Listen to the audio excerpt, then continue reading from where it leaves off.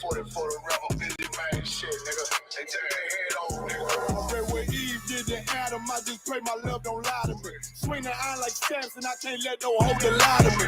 I don't feel these rappers, oh they lies is hypocrisy. Ain't no competition, ain't no rivalry. Niggas think I'm playing, I don't hear one word they saying, this shit light work. Think Muhammad one of us, he might lose his life first. Suckle up and stay alert. Another cop can stretch the nigga. He ain't demon, it's an exorcism. Watch I bless the nigga. You took that open blood, then you know I'm gonna get active with you. From the opposition, I see vision. Let me paint the picture. Rappers claim they spit and I ain't listening. Is effective. If revenge was a woman, now I scope that bitch like Jake. So I war, we gon' run the summer. It's gon' be historical. Thought they making plays, made them niggas call the audible. Ask who run this shit, but that question is rhetorical. Bitch, I'm the one, me cookies with the oil. I'ma get them crackers, hell, should've never kidnapped my family. I can't be do that. Bet I be the last nigga standing. Do a life sentence for my niggas, pray you understand me. I might put a switch on this Glock and call it young pay. How you real trigger on them dots? You a bird feeder, claiming he a demon. What's a demon to a cold leader? When he says something, I ain't hear this shit like it ain't all who got the gun, it's all who gon' up that fight first. I turn a bad situation to a game change. Bring soldiers from the dead, just raise up the change. Bring shots, I'ma look like Aaron Jones when I run it. Never bite the hand that feeds you, you'll never get that hand back. He bitching about 10%, I don't wanna hear none of that. He dropping sword, fuck him, just make sure you get that cover back. Look around, he ain't with us, probably cause he never was. Now my chin like you with the angels for your brothers. Everybody wanna be Richard Porter, God kill him like Alpo. Play if he want, it's laying in the trunk like Lee Malvo. I'm a certified woman's ass nigga, I am not a toy. Hey, I with that hollow son, yeah, this the rim accord. Feel like Gullah Jack when I'm in Fayetteville, you feel your boy. Still up on my bread, still I think that's all that I do. The way I get that boy lost, they gon' start to call him Elroy. Fuck his game, pop out on them demons like I'm Hellboy.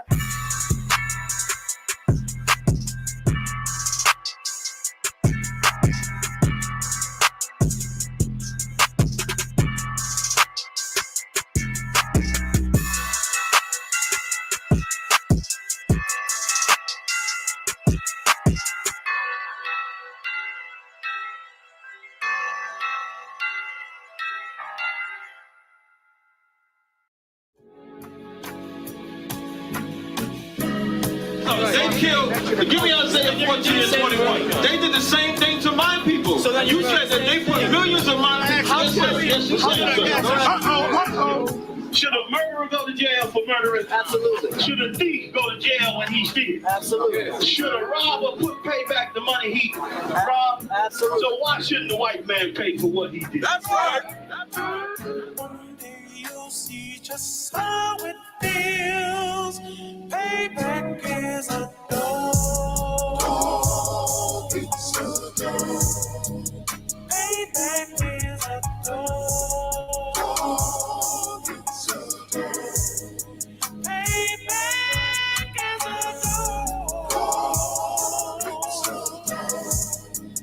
Payback is a door. It's a door. I'm in a hell of a hole, was never expected to grow. Just obstacles set in the road, that a result of me selling my soul. The story I'm telling is cold, but yet it's what everyone knows. The white man's the devil is known. America was never our home. Only a place of captivity, safe facility, hating, disfigure me. They claim that I'm lazy, be killing me. Maybe this slavery draining my energy. 400 years and counting. The trail of my tears is countless. Main fact that I'm here is astounding, but I can't wait till this shit is surrounded. Ready to tangle my king and the angel, be ready to rap. Crack in the sky, nuclear missiles are making it official. I'm capturing every crack and surviving. Put them all in chains where they need to be. Slavery for me, and let the whole world see that with them in the cage and safer in the streets. Put the dog on a leash, get resolved for the beast. 144, get the brutal show, we could all be at peace. As soon as the trumpets are sound, your kingdom we busting it down. The only way justice is found, the time for your judgment is now. One day you'll see just how it feels. Payback is a door. It's a door. Payback is a door. It's a door.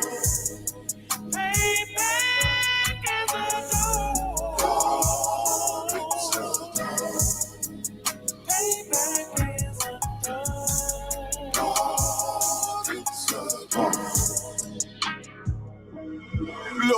remorse in my blood cell. It won't be no compromise. Now it's time to feed the worms. Watch his body turn to flies. I clutch iron while you trust the lies. The next Glock I buy gon' be Gen 5. I get it customized. And sending shots off like farewell. Praying payback come back around like a carousel. Still remember your Honda's words ringing in my head like bells. Said you in his body, you fit the Lord, fuck the cartel. Triangle choke, apply pressure to the game like I did Vondale. Payback's a bitch in a dress, she a bombshell. Revenge is dish served cold, I just hope they making oxtail. Glock fresh out the box, I swear it got that new car smell. Made myself a target in a world of mad shooters. There was design 5 for our babies to pass through it. And the day of our king's reign, I'll be overzealous. They bought my jealous, I bought brand new parabellums. Someday you'll see just how it feels. Payback is a dog. It's a dog. Payback is a dog. It's a dog. Payback is a dog. It's a dog. Payback is a dog. It's a dog.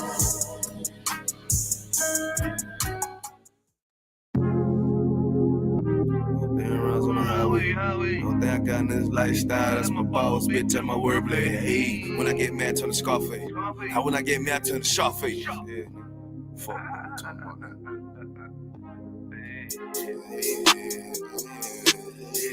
Hey, tell me how it is, tell me how you feel, tell me what it is, tell me what you wanna do. Put sad boy plotting on who? I done seen it all before I came through. Must don't understand, nigga, I'm in the truth, lame ass nigga.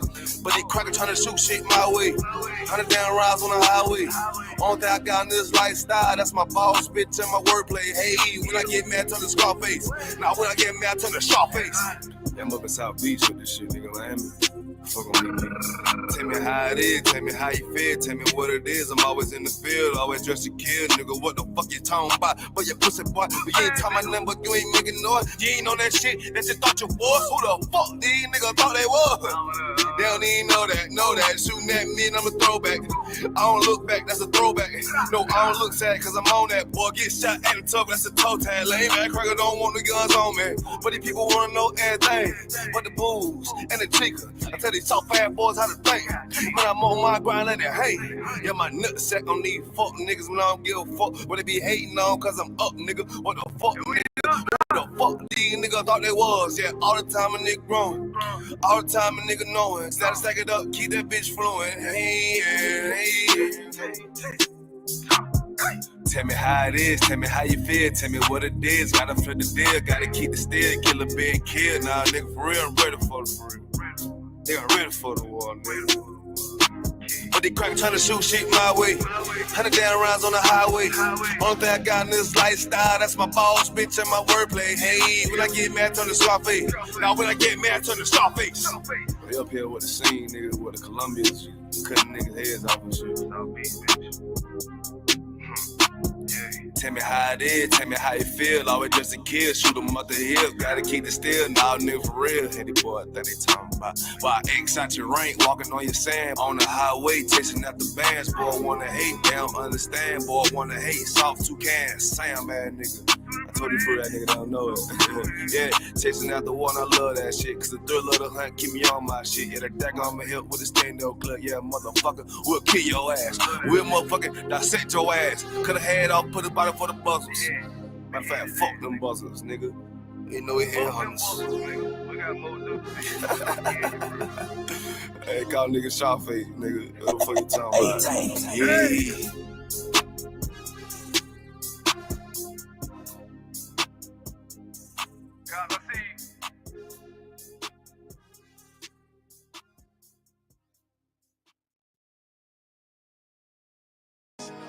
Any man give his life for Yahweh Shai, Mashiach, and Christ, and fall up under that UPK banner.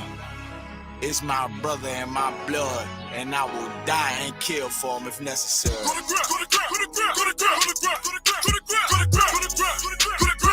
about that warfare, boy. Back up, back up.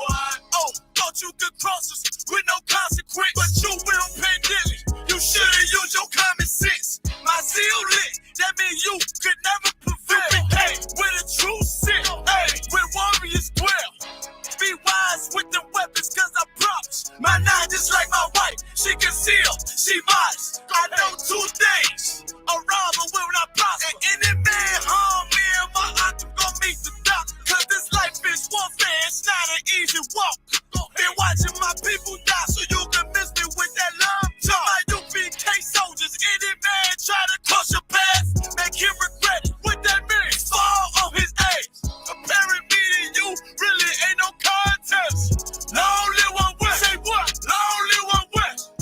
This for those who thinking we ain't ready for. Tell them back up. I'm about to drop something heavy for. Go to grip, go to grip, go to grip, go to grip, go to grip, go to grip, go to grip, go to grip, go to grip, go to grip. It's all about that warfare, boy. Give grip, give grip, back up, give grip, give grip, back up, give grip, give grip. It's all about that warfare, boy. Take grip, take grip, take grip, take grip, take grip, take grip, take grip, take grip. My soldiers take grip till them stand down. Take grip, take grip, take grip, take grip, take grip, take grip, take grip. My soldiers take grip till them stand down.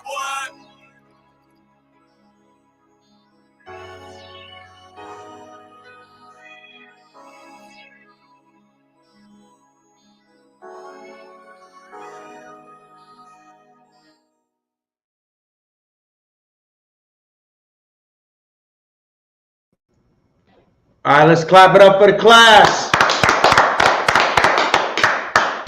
All right, Shalom Israel. I am Officer Lakumya Allah of the ISUPK, the Israelite School of Universal Practical Knowledge, under Commanding General Yohana, coming out of 1 West 125th Street in Harlem, New York. And since 1969, we've been putting boots on the ground and teaching that the so-called blacks, Hispanics, and Native Americans here in North, South, and Central America are the Israelites that the Bible speaks of. All right. And one of the biggest misconceptions over here that we're going to go ahead and talk about, all right, is the truth behind Ruth. Now, just recently, there was a pastor that came about and said Ruth and Naomi were in an alternative lifestyle relationship. That they were, they were scissoring, they were, doing all types of unlawful and disgusting things with each other, and try to say that they were, of the alphabet community, right? But Ruth would never do anything like that. Naomi would never do anything like that either, because they were Jews. They were the chosen people of this Bible. They were Israelites, and I'm gonna go ahead. And I'm going to demonstrate, right, through maps, break down to the Hebrew, and through scripture in class that Ruth was an Israelite. So grab your pens, grab your notepads, grab your sword, and get ready for this class today. Salaki, sir, if you could go ahead and bring out Ruth 1 and 1. So Baba Kashar. Ruth. Chapter 1, verse 1. Okay.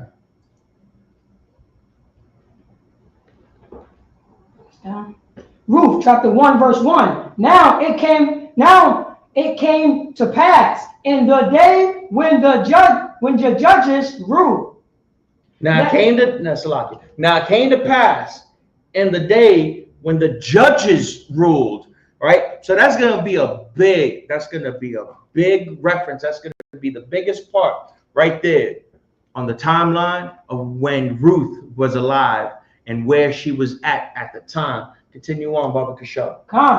That there was a famine in the land. So there was a famine in their land, right? It was a dry season. There was no rainfall. And the soil was barren. You couldn't go ahead and hold any seed because there was just nothing to give nutrition to the land at all. Go on, sir. And a certain man of Bethlehem, Judah, went to sojourn in the country of Moab. There we go. Oh man, Ruth is a Moabite.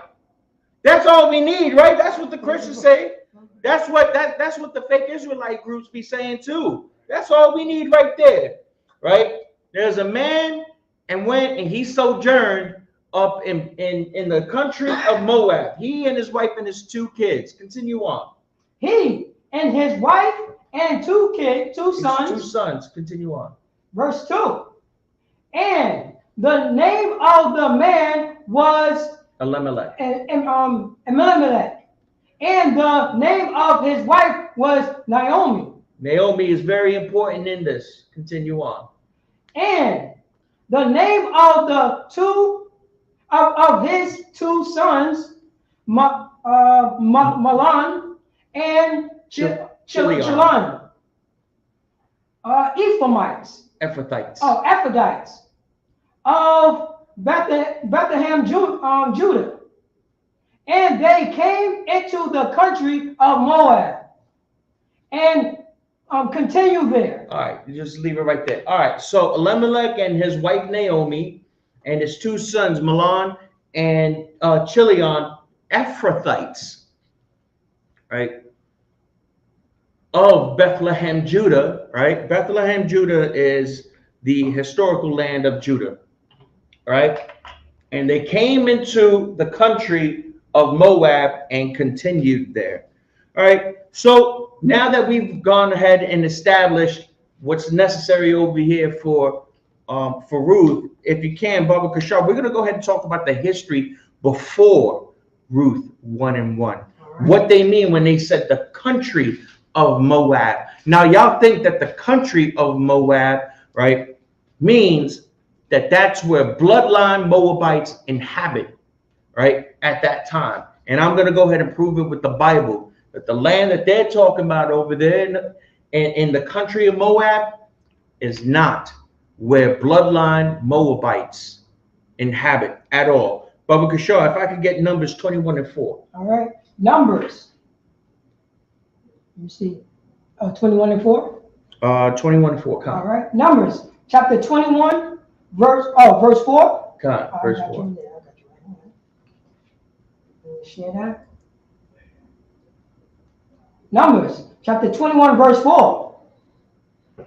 And they journeyed from Mount Hor by the way of the Red Sea to compass the land of Edom.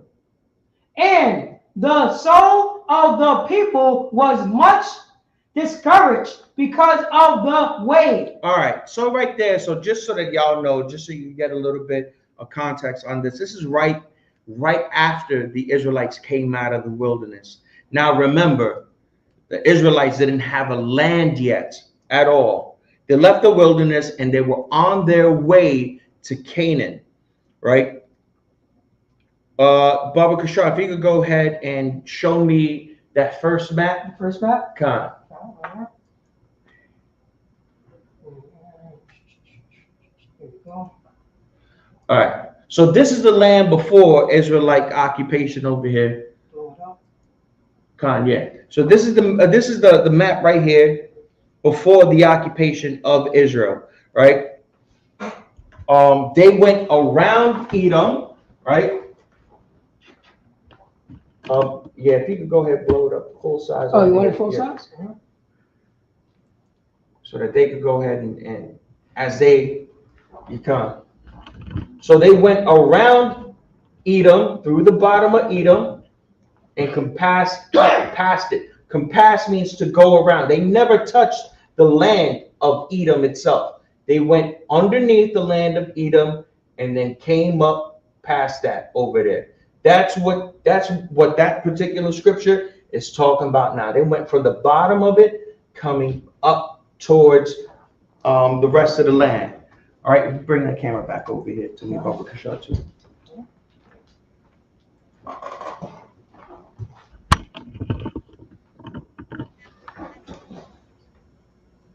All right, and in that same book over there, if you could go ahead and give me verse 11. All right. Numbers 21 and 11. We're going to read down to 13. All right, no sweat. Numbers chapter 21. Verse 11. And everybody that's watching out there on the YouTubes and on the Facebooks and everything else, grab a notepad, grab your pens, grab your sword. Don't forget, write everything down. This is the undisputed truth. This is the unchallenged truth on Ruth being an Israelite. We're showing everything. We're going back before Ruth. We're going back to the time of Moses right now. All right, let me get that, Baba Kashab. All right. Numbers chapter 21, verse 11. And they sojourned from Oboth and pitched at Jeroboam in the wilderness, which is before Moab, towards the sunrising. All right. So over here, just as I showed you, they went around. They went around Moab. You want the map? God, yeah, bring that map up. There we go. All right. They went around They went around Edom. Just before Moab, it says, right? Baba Kashab, if you could go ahead and read that scripture. You got that tab shared? All right, Khan. So if you could go back to that scripture again, 21 and Numbers 21 and 11, Baba Kashab. All right, there you go. Towards the sunrising. No, from the top. Oh, you want to go from the top? All right, go. And they journeyed from Oboth. So they traveled from the area where Oboth is at. Continue. And pitched at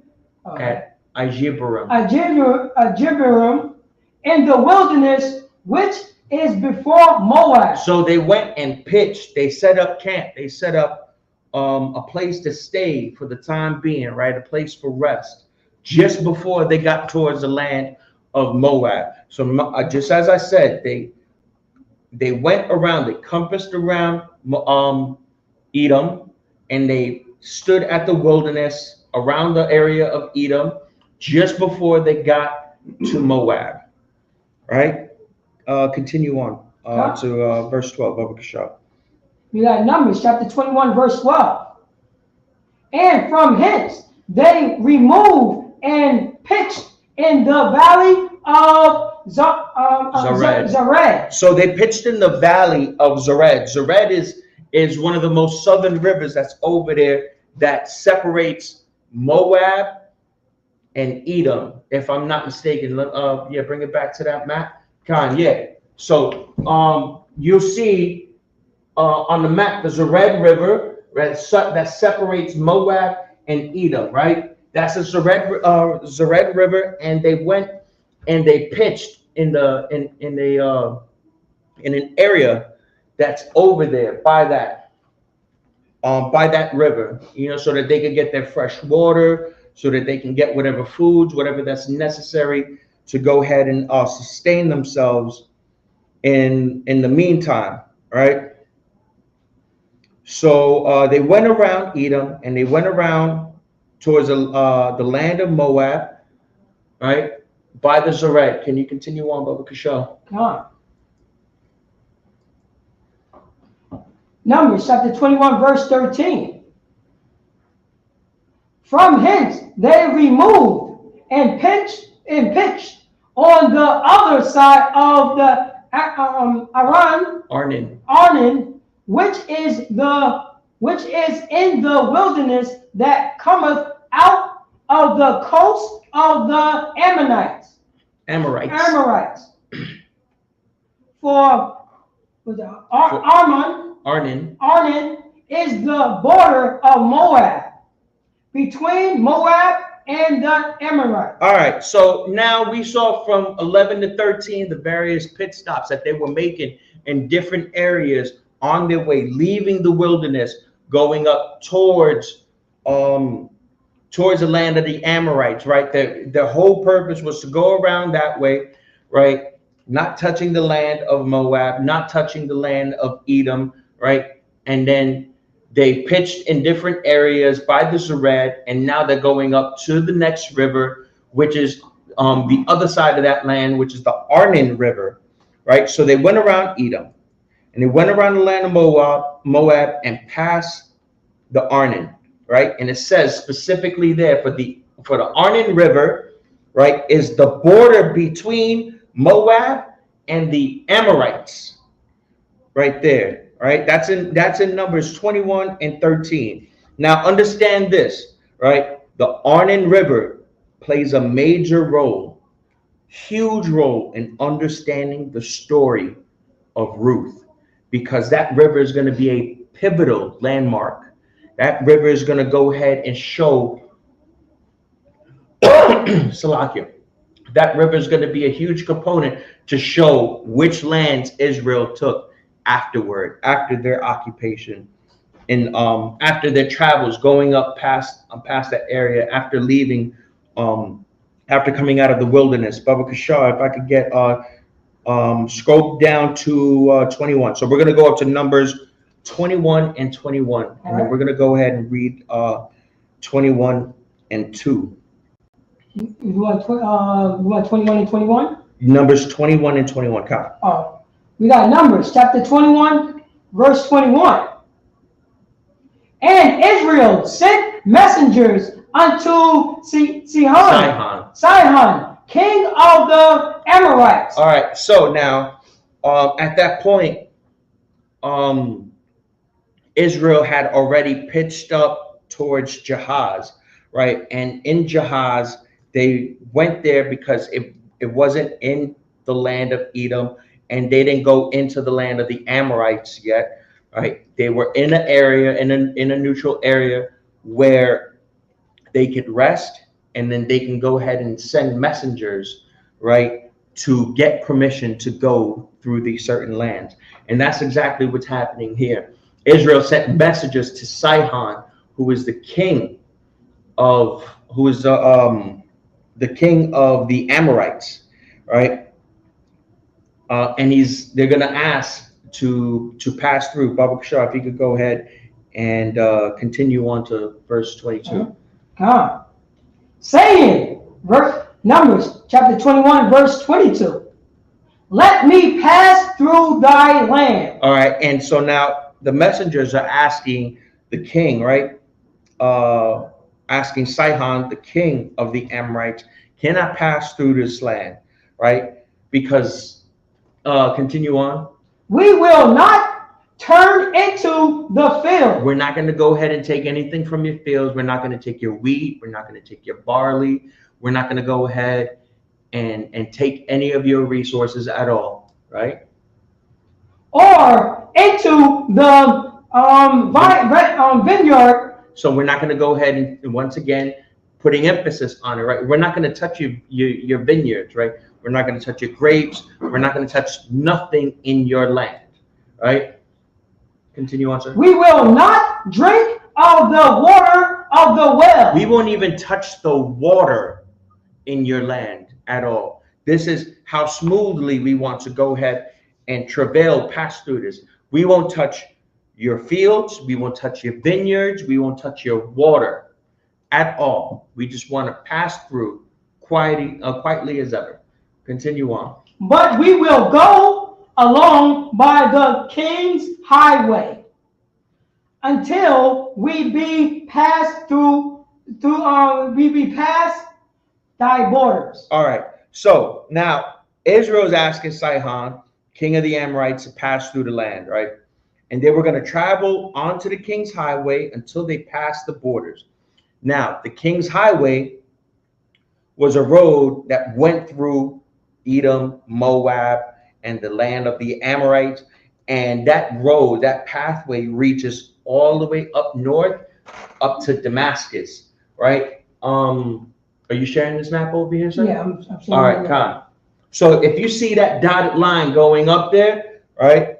That whole dotted line right there, that's the king's highway, right? So you see it goes through the land of Edom, right? It goes up to the land of Moab, through the land of the Amorites, right? And up to the land of Bashan. And it goes all the way up north, as far north as Damascus, all right? And Israel wanted to go through the Arnon River, right? Won't touch anything from the Arnon up to the Arnon River, go into the King's Highway, and then continue up north. They won't touch nothing. They'll just stay on the path and continue going up north, right? And the plan for that, and the plan was to get into the Amorites' land, get on the King's Highway, and walk until they get to the borders, which is the Jabbok River, which is up north further, right? Going with, and that's also the border between the Amorites and Bashan, right? And go up to the Jabbok River and go to the River Jordan and cross into Canaan, right? So they were going to go up to the Jabbok, make a left onto the Jabbok, cross the River Jordan, which is towards the left, a little bit more to the left, sir. Yeah, that's the River Jordan. They were going to cross that and then go into Canaan and then occupy Canaan, right?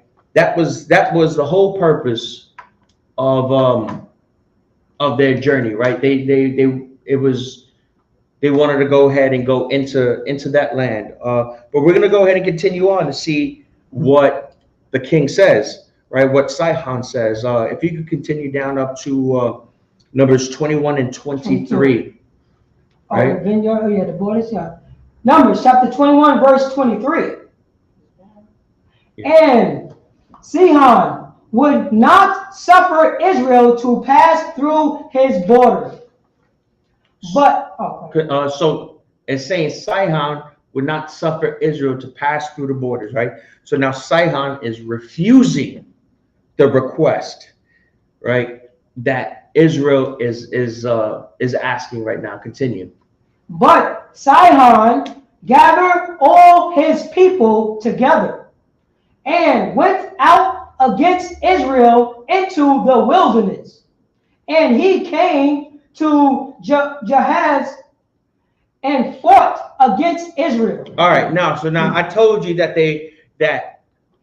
Israel was camped out in Jahaz, right, which is in the wilderness outside of the borders, and they sent messengers up to Sihon requesting permission to go through the land and to go up, right? And Sihon refused. Not only did Sihon refuse, they went to war over that request, right?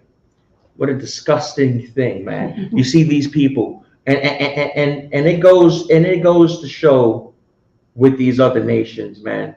And these people over here, they're gonna get their just desserts for it. We'll see later on over here, right? What's going on, sir? No, if I mean, you're dropping it so heavy. You know what I mean? We asking for permission. Right. Being nice, we're not going to touch anything. God. You know, and meanwhile, you know what I mean? Meanwhile, they still want to, you know what I'm saying, do us dirty, even though we didn't do anything to them. Same thing how our oppressors did to the Native American Indians. That's right. You know what I'm saying? Same thing. And that's what they say. These are the good people right here. You know what I'm saying? They're so nice that we could take advantage of these people. And that's what they did. That's the same thing that, you know what I'm saying? That's the same thing that this Sihon for the Amorites. The Amorites. God. So continue up to the next verse, Baba Kashar. All right. We got Numbers chapter 21, chapter 21, verse 24. Numbers 21 and verse 24 over here, man. We're gonna go ahead and see how Israel responds to such an egregious action against them, right? They asked permission, right? They were being friendly. They were being neutral in this, right? And Sihon says, not only will you not pass my land, I'm gonna kill you for even asking. And let's see what happens to this disgusting nation over here for coming against the Lord's children. Read that verse. Numbers chapter 21, verse 24. And Israel smoked. And what? Israel smoked. Israel did what? Smoked. Israel smoked. He destroyed. He killed. I don't know if we could go ahead and use that word, but he destroyed. He unalived. Right? He deleted Sihon. Continue on. Him with the edge of the sword. No, with kind words. With the edge of the sword. With pleading. With the edge of the sword. With the handshake. With the edge of the sword. All right. You took my kindness for weakness. I tried to be nice to you, and guess what? You pulled the first move against us. This is what you did, and now this is what's going to happen. Continue on. And possess his land from Arnon unto Jabbok. Now, those are the two rivers again that I mentioned earlier, right? The two rivers of Arnon and Jabbok, right? And it says here, Israel destroyed Sihon and then inhabited the land from the Arnon to the Jabbok River, right? Bring up that, yeah. Bring up that right there. The Arnon River right in the middle of the Dead Sea, right? Right over here. The Arnon River right in the middle of the Dead Sea, all the way up to the Jabbok River, right? That's where they went and inhabited that land. Now, this land from here to here is Israelite territory, right? All the way from here to here, right? And now we're gonna go ahead.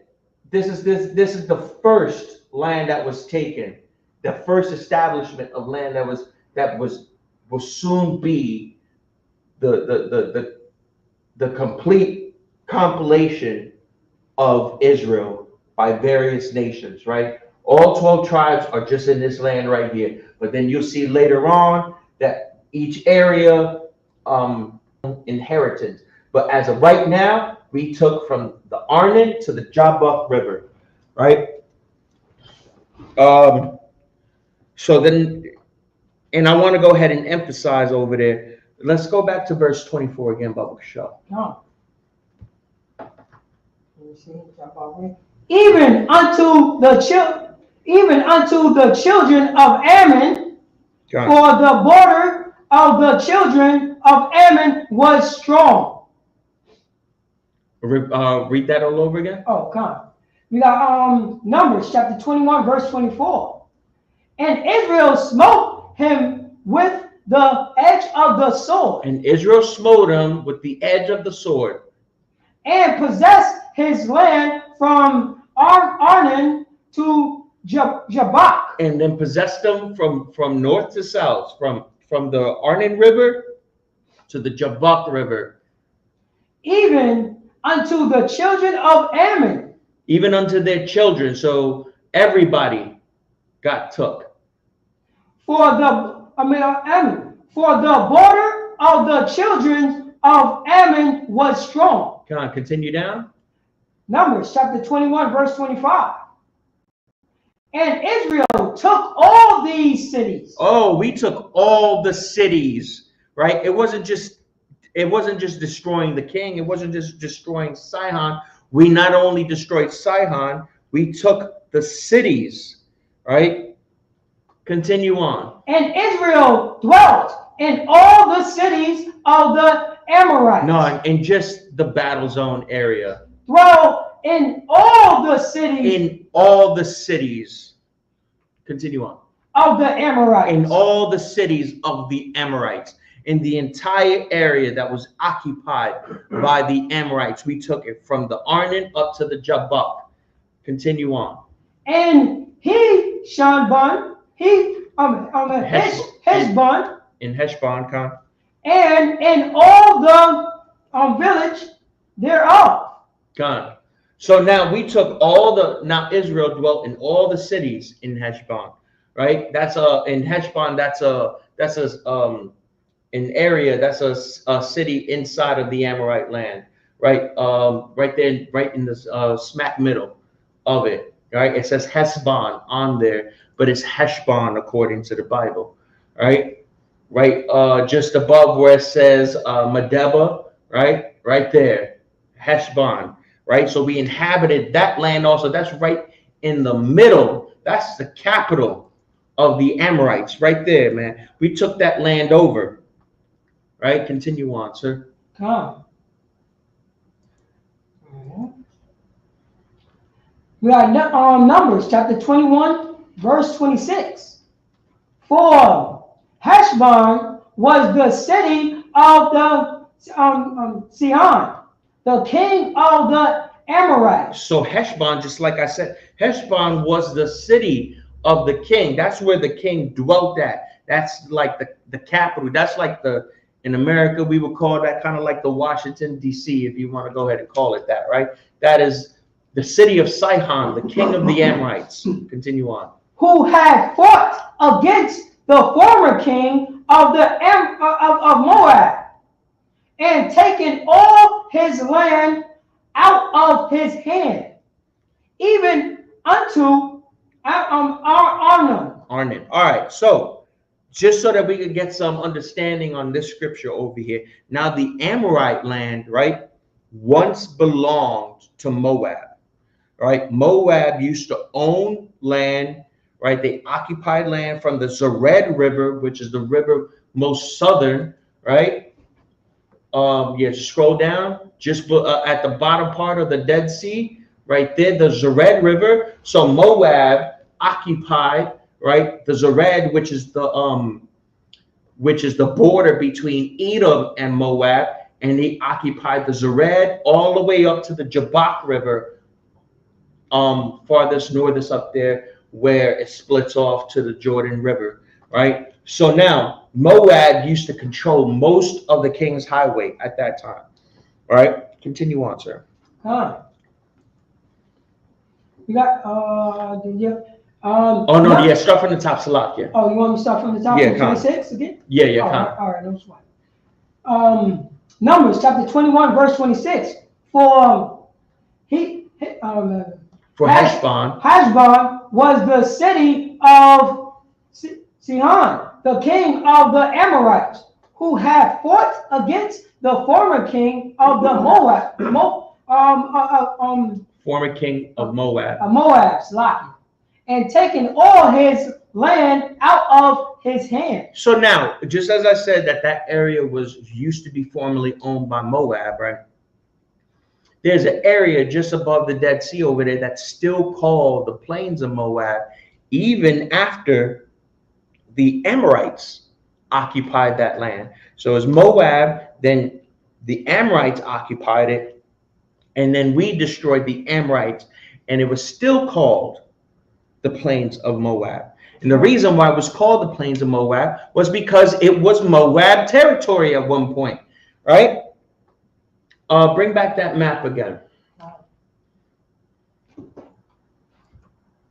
So it's gonna be, so if bring this bring the camera up to me, Baba Kusha.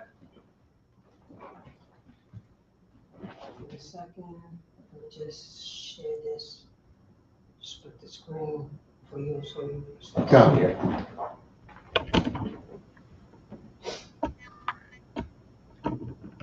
Kanye, not peeking here, just make it full screen for the Baba Shop, right? Just so that everybody can go ahead and see that. I want everybody to get a full understanding of this, right? Now you can remove me out of here too. I don't need to see myself. There we go. So can they see me from the camera over here, sir? No, they can't see you. Oh, they can't. Yeah, exactly. I had to split it. Oh, you had to split it. Yeah, I had to split it right here. All right, come. If I could blow it up, I could blow it up. I could blow. Let me see if I could blow this up real quick. Right here, this one right here. See, I'm able to connect this one there, so they'll be able to see you pointing. Let me see.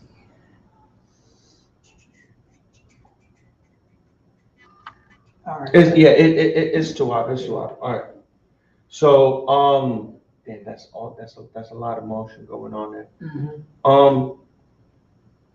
Yeah, if you could take this out, Baba Kasha, if you guys that out, and then all right, we'll just have to do with the visual reference over here, right? So now you see over here. If I may, you explain it, and I'm going to use the cursor. The mouse, the mouse. All right, yeah, Most High in Christ. We'll do that. Yeah, all right. All right, go ahead. So now you'll see afterward. Now, just as I explained, right, from the Zered to the Jabbok River, right, was all Moabite territory. Then the Amorites took it from the Arnon to the Jabbok River up north, right? But now it's still Amorite territory. If you can point this camera over to us, sure. Right. But even after it being Amorite territory, there's still an area that's over there that's called the Plains of Moab, right? But it's in Amorite territory.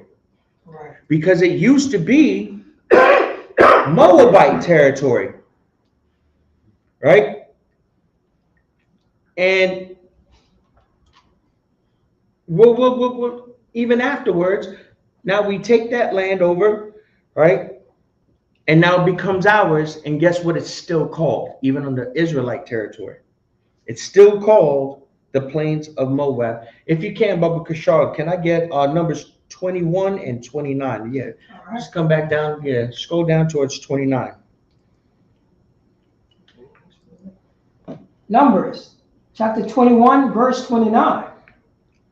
Woe! Woe to thee, Moab!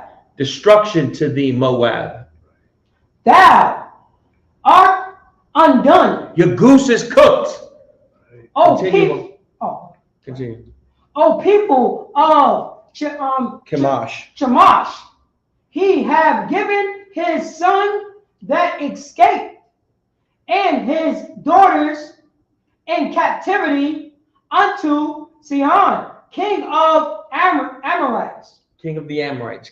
All right, so when Sihon, right, the king of the Amorites, took that land over from the Moabites, he enslaved all of the Moabite men, women, and children in that land, right? Sihon didn't capture the Moabites below the Arnon River, right? That's the separation right there. He didn't capture them below the Arnon River. Those that were below the Arnon River didn't go to captivity. The Arnon River became the border that separated the Amorites and the Moabites. So anybody that was north of the Arnon River, right, that was in Amorite territory after Moab lost that battle against the Amorites, anybody that was north of the Arnon River that was a Moabite became a slave in under the occupation of the Amorites. That's what it's saying. Can you go back to that scripture one more time, Baba Kashar? Khan. You want me to read it again? Khan. All right. Here we go. Numbers chapter 21, verse 29. Woe unto thee, Moab, thou art undone. O people of Chemosh. He have given his sons that escaped and his daughters into captivity unto Sihon, king of Amorites. All right, so that's the warning. That's the warning that the Amorites gave to the Moabites, right? Woe unto you, destruction unto you, Moab. Thou art undone. Just like I said, your goose is cooked. That's right. Right? So now, we read earlier that Israel took over the land and that was inhabited by the Amorites, right? So now let's see what occurred with that land. If we could go up to the next, into the next chapter in Numbers, we're going to go to Numbers 22 and 1. Baba Kashar. Numbers. Chapter 22, verse 1. And the children of Israel set forward. They marched forward after they inhabited that land of the Amorites. They marched forward and pitched in the plains of Moab. Oh, they pitched in the plains of Moab, right? Now, mind you, that's not Moabite land anymore, right? It once was Moab, then became the land of the Amorites, and then from the land of the Amorites, it became Israelite territory, right? But it's still called the plains of Moab. Go ahead, sir. Oh, so you're dropping it so heavy. So you actually saying, even though, you know what I'm saying, the Amorites end up being the Moabites. Kind of. But you know what I'm saying, but that land, but they always kept the name of that land because everybody know that land, land mass. That's similar to, you know what I'm saying, that's similar to the Tappan Zee Bridge. You know what I mean? Everybody knows that it's Tapestry Bridge, but they call it, you know what I'm saying? But they call it another name right now. John. But everybody still know it as the Tapestry Bridge. You know, another place like that is New York, where the name New York comes from. All right, in the chat, does anybody know where the name New York came from? Let's see what if we could go towards chat real quick. If we could go ahead and see what there's anybody that knows where that name New York comes from.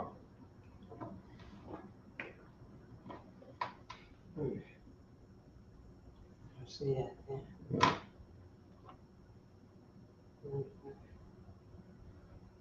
Yeah. No. All right. So you know, just to expedite things, the name New York comes from. It was named after the Duke of York. That's right. It was named after the Duke of York in England when New York was under English occupation. At one point, way back in the day, New York was under English occupation, and they named it New York. Look at Philadelphia, right? Anyone know where what else is also called Philadelphia? Where we can find that? Go ahead. I believe in the Book of Revelations. There's an allusion to a place called Philadelphia. I don't know the history. Philadelphia is a city in Egypt. That's right. All right. But if you're born in Philadelphia, are you called an Egyptian? No. So if you're born in the plains of Moab, are you considered a Moabite? Absolutely not. I can shut the class down right now on just that. I'm a quarter of the way through. I can just shut the class down on just that right now, just off the history, right, of Israelite occupation, just going up to Numbers. I didn't even touch Numbers 22 yet, right? But just like if you're born in New York, you're not called an Englishman, right? No, it doesn't make any sense. So now, but yeah, if we can, Numbers 22 and 1, sir. Right. Yeah, Numbers chapter 22, verse 1. And the children of Israel set forward and pitched in the plains of Moab on this side Jordan by Jericho. All right, so they went and pitched in the plains of Moab on this side of Jericho, right? So that's going to be on the east side of Jericho. All right.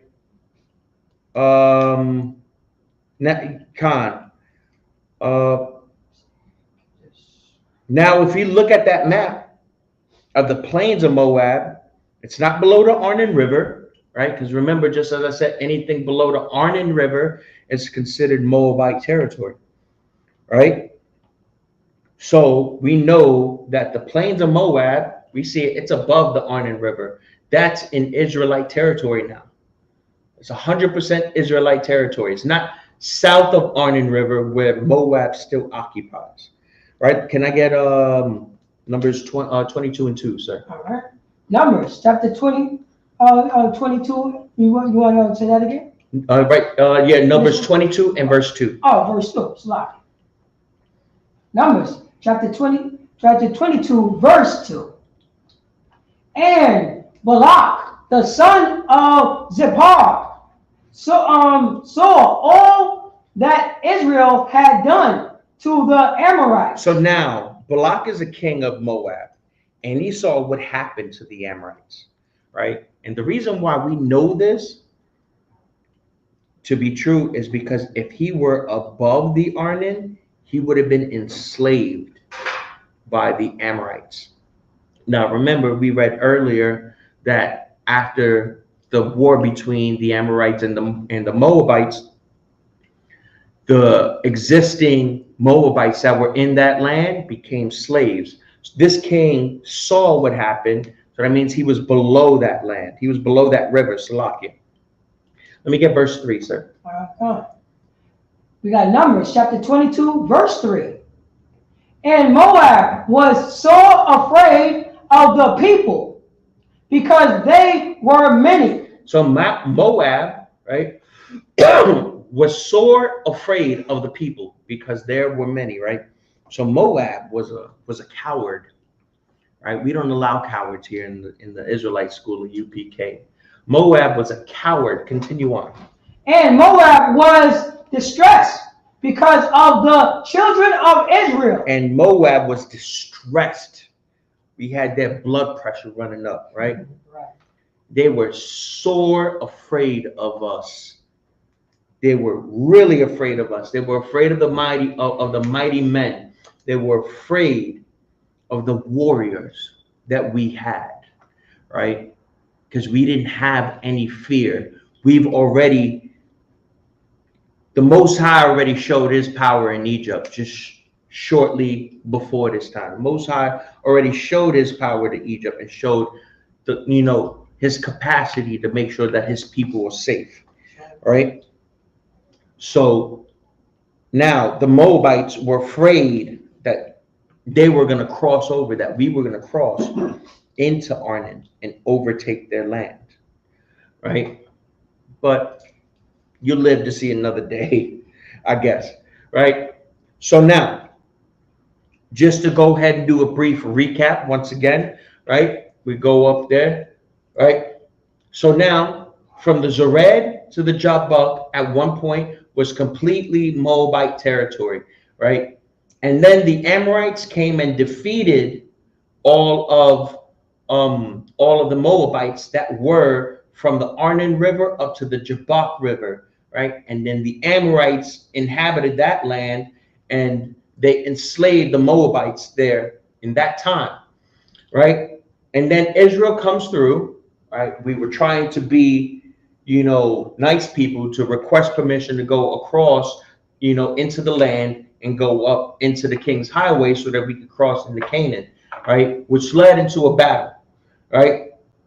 And in that battle, we won. We defeated the king of the Amorites, and then we overtook that land. Everything from the Arnon to the Jabbok River, right? So that's what we did. So now what happened to the Moabite captives in the land after the Amorites were defeated? All right, because understand that when we took that land over, right, there were still Moabites and there were still Amorites living there, right? So now we're going to go ahead and see what's going on with that. Baba Kishar, if you could get Deuteronomy 2 and 32, sir. Deuteronomy. Deuteronomy 2 and 32. Deuteronomy 2 and 32. Deuteronomy chapter 2, verse 32. There we go.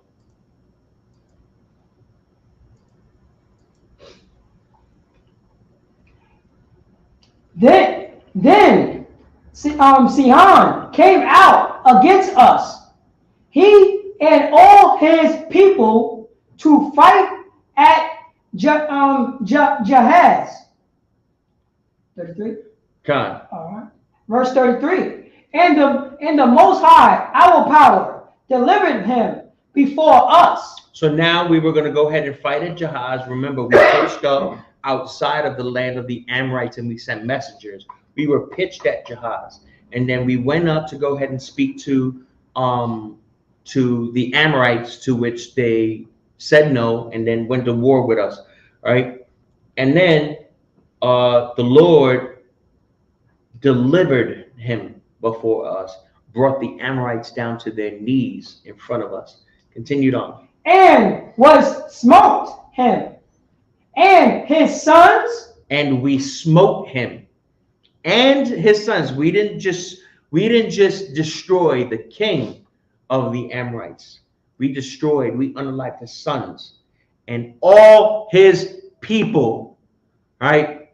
You dare come across the children of the Most High after we go ahead and entreat you and then ask, hey, can we just go ahead and pass through? Can we go ahead and, we won't touch anything from the field. We won't go ahead and touch your vineyards.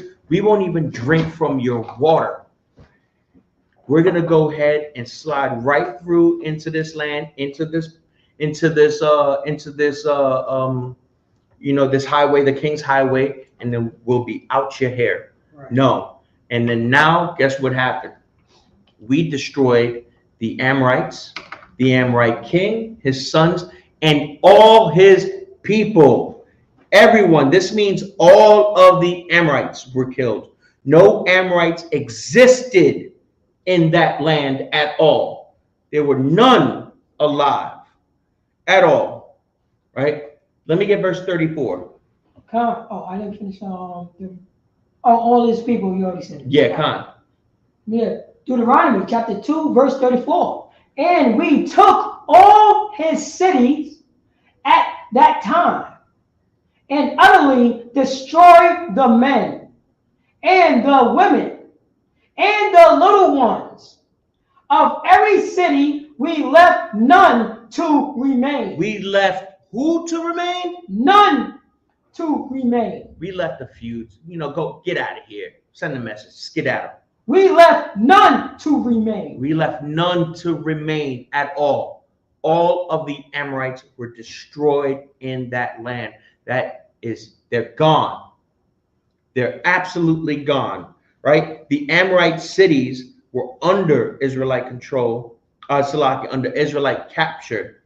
And the Moabite slaves that were even in that land too, right? Because we spoke about earlier about the king of the Amorites enslaving the Moabites after he beat the Moabites and then took that land. So now we took the land, destroyed all of the Amorites, and we destroyed all of the Moabites that were there too. All of these slaves that were there, everybody, all of the servants that were there. No Moabites inhabited that land. Now, mind you, this is where the plains of Moab is at. There are no Moabites.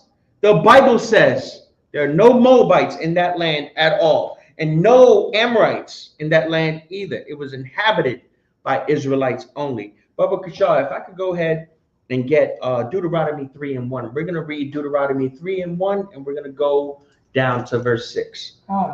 Deuteronomy chapter 3, verse 1. Chapter 3, verse 1. Then we turned and went up the way to Bashan. Now, Bashan is the land that is north of the Amorites, right? That's going up towards Mount Nebo or Mount Hermon. It's a mountain that's really up there. It's closer towards Damascus. So now these people, so now Bashan control from the Jabbok River up to Damascus. All right, continue on. And Og, the king of Bashan, Og, the king of Bashan, right, came against us, he and all his people, the battle of Edrei. All right, so we went up to Bashan by crossing the Jabbok River, right? Continue down. Come. Deuteronomy chapter 3, verse 2. And the Most High said unto me, fear him not, for I will deliver him and all his people. So now this is Moses, right? This is the Lord that's talking to Moses, right? And the Lord is telling Moses, right? We're gonna go ahead and take that land, and don't have a single scare, don't have a single doubt in your mind at all. Just like I brought these people, the Amorites, down to their knees in front of you, I'm gonna bring these people down in front of you too. I'm gonna help you out with this. Continue on. And his land into thy hands. And now I'm gonna go ahead. I'm gonna help you out, and I'm gonna deliver these people, right? And I'm gonna deliver their land. I'm gonna give you the people and the land to your hands, right? Continue on. And thou shall do unto him as thou doest unto Sihon, king of Amorites. King of the Amorites. Continue. Which dwell at his Heshbon. All right, and now what happened to Sihon, king of the Amorites, which dealt in Heshbon? We just went over that. We just went over it in Deuteronomy 2 and 34, right? And in 2 and 34, it says, none were left to remain. None were left to remain, right? And that's the same thing that's going to happen over here to Bashan. None were left to remain, right? Continue on. We're gonna go ahead and read down to verse 6. Deuteronomy chapter 3, verse 3.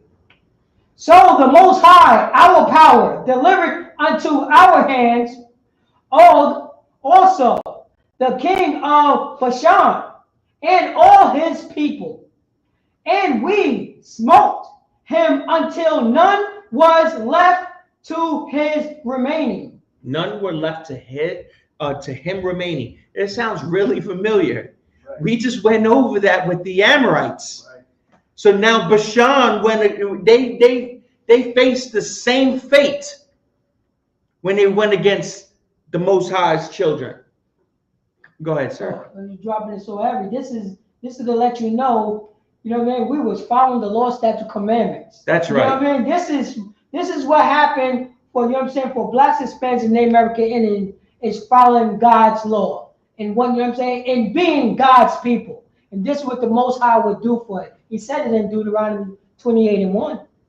You know what I'm saying? You follow his law, statute, commandment, you'll be set on high above all people upon the face of the earth. And that's what we did. We was following the law. We got ourselves right. You know what I mean? And the Lord was with us every time. That's what we have to do. You know what I mean? And the only thing that we have to do is what? The Day of Atonement. You know what I mean? Follow, you know what I'm saying? Be brotherly. Say, I'm sorry to my brother that I trespassed. That's all we have to do.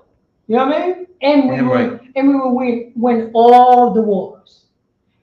Meanwhile, we don't even have to war. We be polite to people. God. You know what I mean? We were polite, and they didn't treat us well. Yeah. And guess what? And that was true justice. That was absolute true justice. Meanwhile, we given was to polite. us. We was polite. We was with the Lord, and God. we being polite to people. And when people don't want to be polite with us, this is what happens. God. All right. All right, let's continue, sir. Deuteronomy chapter 3, verse 3. So the Most High, our power, delivered into our hands also the king of Bashan and all his people, and we smite him until none was left to him remaining. Verse 4. And we took all his cities at that time. There was not a city which we took not from him. Them. So now we go ahead and we defeat Bashan, and it's they use the same exact words because they met the same exact fate. We took all his cities at that time, and there was not a city which we took from them. We took the entire land over. Continue, sir. Come on. 60 cities. 60, I believe, one score is 20. So 60 is 60 different cities. Continue on, sir. All the region of Argob, the kingdom of Og and Bashan. So we took all of the cities within that region, right? Who all belonged to Og, who was the king of Bashan, right? If you could go ahead and skip down towards verse 8, Baba Kasha.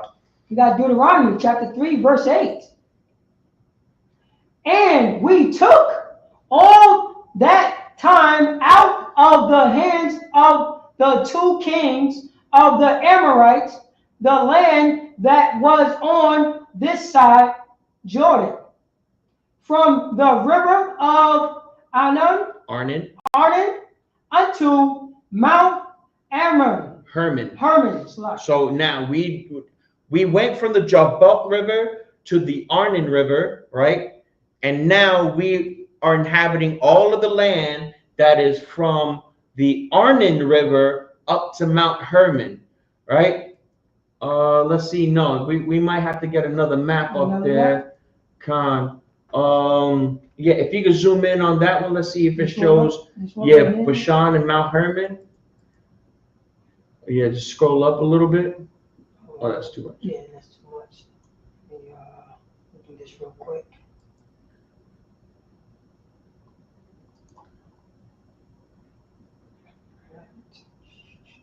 It's not letting me scroll. All right, but even with this, yeah. I got it. So now, even with this map, now these are all scholastic. These are all scholastic maps that are being used, right? These are maps that come from different various books and scholastic material. No, not down. We're gonna go scroll up. We're gonna go northbound. We're going north, right? That's the Arnon River. You see over here it says the plains of Moab. So now we took the Jabbok River, right, from here going up to Mount Hermon, right? From there, this was the battle over here of Og and Idri, right? And it goes, look how far up we took. It doesn't even show on this map. I believe there's another map that I got up there. All right, let me check. No, not that one. No. Yeah, Khan, right there. Right. So now we took. So now we. You see on this red arrow, we took this battle, towards Idri, right? And we destroyed this whole land from where it says the Jabbok down here, right? A lot of this word is English translations of Arabic words or various other languages and stuff like that. We're going to go up north, right? So we took from the Jabbok River, right, up to Mount Hermon, right, close to where Damascus is at. So we took it from down there all the way up here towards Mount Hermon. Mount Hermon was that's the border right there. That's how far north we took that land, right? So now it went from one small area all the way up there, and then we got everything up to Mount Hermon, right? Where are we at in the scriptures, sir? Going on Deuteronomy. Here we go right here. All right. Yeah, we are 9. Did we finish 8? Oh, Yeah. Khan, yeah. Khan. So now we inhabited that land, the Arnon to Mount Hermon. So now we inhabited all of the lands from the Jabbok up to Hermon completely in this verse. All previous inhabitants within that land were completely destroyed. Now let's start putting the biblical history together now. All right, so now we've established this land and who occupies it, right? But now we're going to go ahead and put everything together. We're going to put this into practical application, right? After all, this is the Israelite School of Universal Practical Knowledge, right? And we emphasize on the practical here, right? So we inhabited everything in that particular area. Baba Kashar, if we can go to Numbers 32. Oh, Numbers 32? Khan, yeah, I believe. No. Numbers 32. Yeah, we're going to go to 32 and 1. I got it. Numbers chapter 32, verse 1.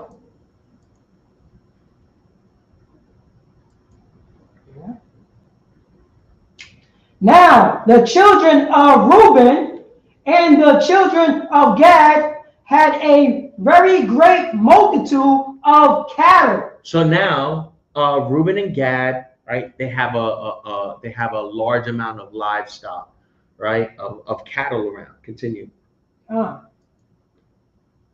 And when they saw the land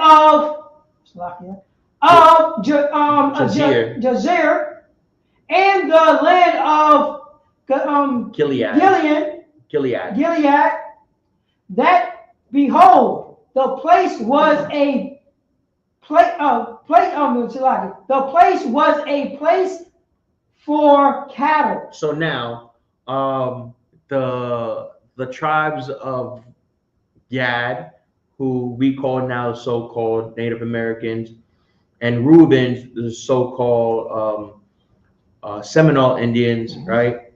So now they see that this land, the area from Jazeer to Gilead, right, was a good place, a very functional place for their cattle, right? Where they had lots of vegetation, lots of, things growing around, place that was a suitable area for, the farmer type people, the cattle herders, right? Continue on. We got Numbers chapter 32, verse 2. The children of Gad and the children of Reuben came and spoke unto Moses and to Eleazar, the priest, and unto the princes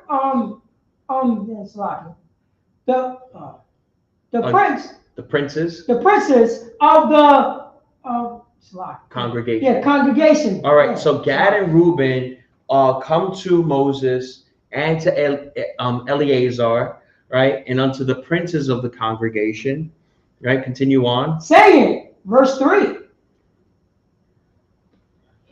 Ataroth, and Dibon, and Jazar, and Nimrah, and Heshbon. We went over about Heshbon, where Heshbon is at. That's a good indicator right there on the land that Gad and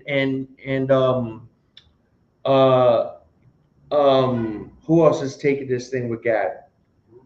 Reuben. Yeah, Gad and Reuben. That's a good indicator on where Gad and Reuben are about to occupy right now. Right? Continue on. And Elilah and Shaban and Nebo and beyond. Verse 4. Even the countries which the Most High smote before the congregation of Israel is a land for cattle, and thy servant have cattle. Continue. Deuteronomy chapter 32, verse 5.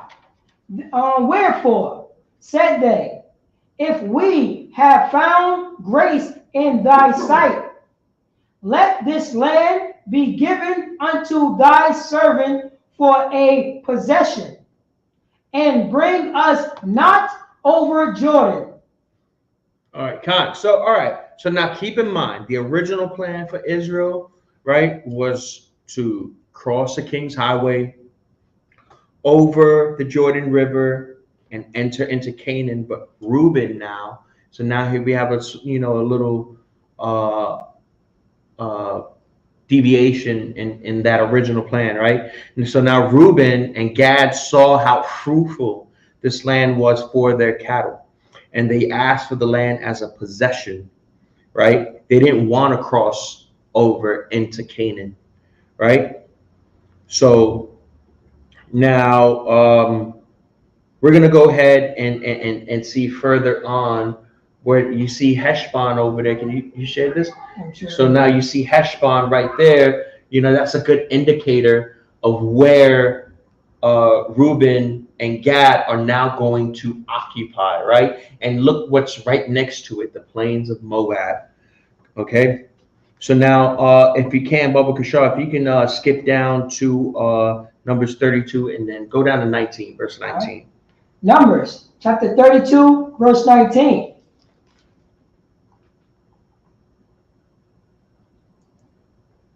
For we will not inherit with them on yonder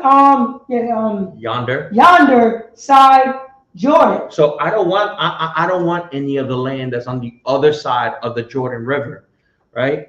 That's, you know, I think like this land is really fruitful for me and my kinsmen over here. Continue on. Or forward, because our inheritance is fallen to us on this side, Jordan, eastward. All right, so now the tribes of Reuben and Gad, they wanted to go ahead and stay in the land that they were at. So now we're going to go ahead and see how Moses responds to this. All right, let's skip down to verse 33. All right. Numbers chapter 32, verse 33.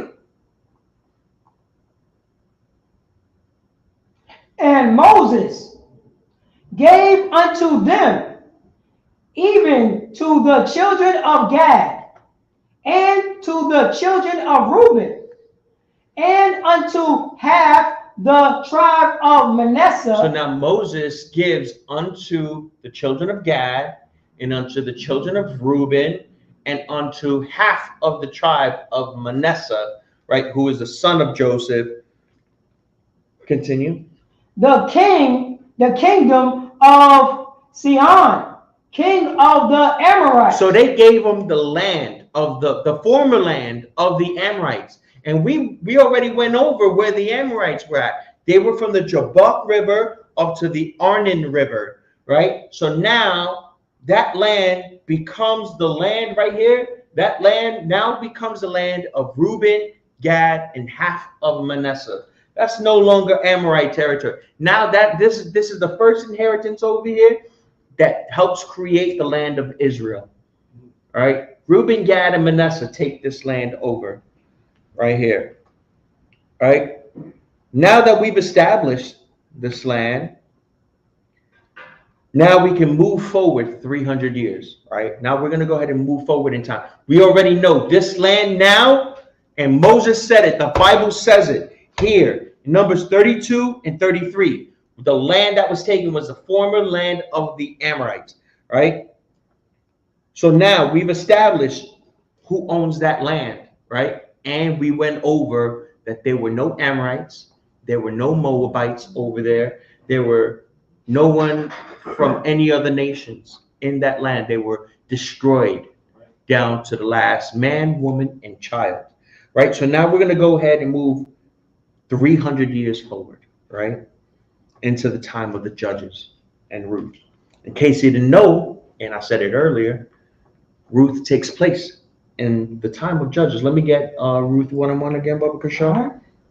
Ruth, chapter 1, verse 1. Now it came to pass in the day when the judges ruled. When the judges ruled. So now we you know, don't get caught up on the order of the books in the Bible, right? So now, even though the book of Ruth was placed after Judges,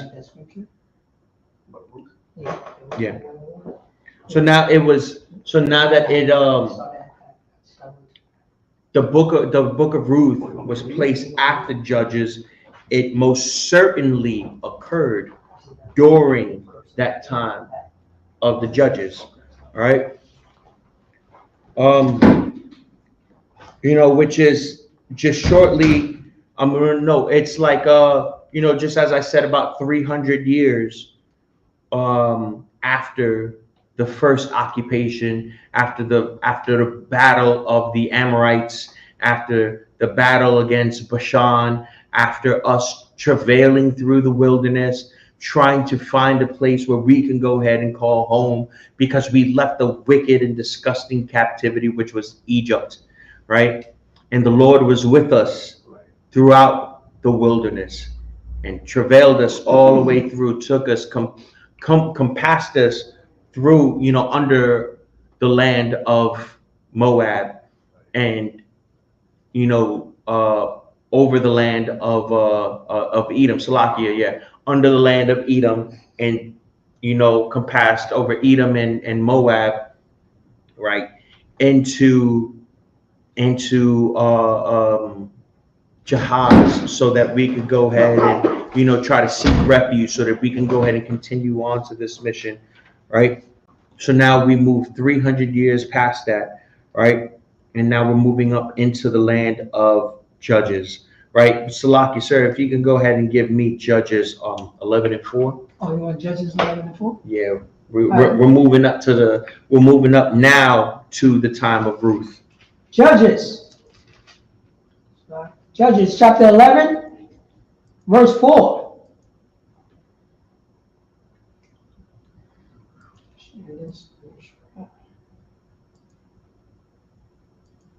Judges chapter 11, verse 4. And it came to pass in the process time that the children of Ammon made war against Israel. So now Ammon is on a war path against Israel. Continue on, sir. Verse 5. And it was so that when the children of Ammon made war against Israel, the elders of Gilead went to fetch Jephthah out of the land of Tob. All right. So now Ammon's on a war path against us, right? And now the elders of Israel sent Jephthah because he was a great warrior with rank and status, right? Can you jump down to verse 12, Baba Kashaw? Yeah, Judges chapter 11, verse 12. And Jephthah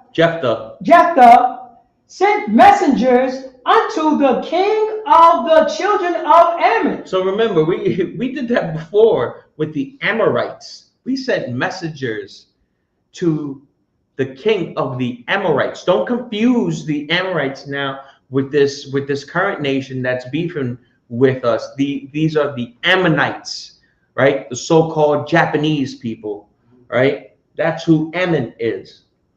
Continue on. Saying, what hast thou to do with me, that thou art come against me to fight in my land? All right, so now Jephthah, you know, just to kind of put it in more modern terms and everything, Jephthah is asking, like, what do you have with me? Like, what problem do we have? What ought do we have, right? What's the beef, as we say? That's right. Right? Why do you want to go to war with me and my people? Right? Now, the Ammonite king, the Japanese king over here, he's going to go ahead and answer that question. We got verse 13, verse 13. And the king of the children of Ammon answered unto the messenger of Jephthah, because Israel took away my land. When they came up out of Egypt from Arnon, even unto Jabbok, and unto Jordan. Now, therefore, restored those land again peaceably.